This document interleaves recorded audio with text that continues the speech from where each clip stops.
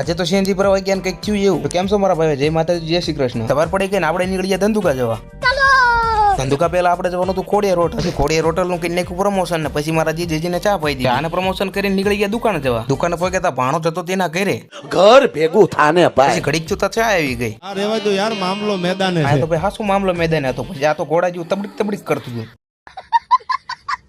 પછી બધાને પેટમાં દોડતા તો ઉંદરડા એટલે બધા જમવા બેસી ગયા. પછી તો આ બે જાડિયા બાબલા જોતા હતા.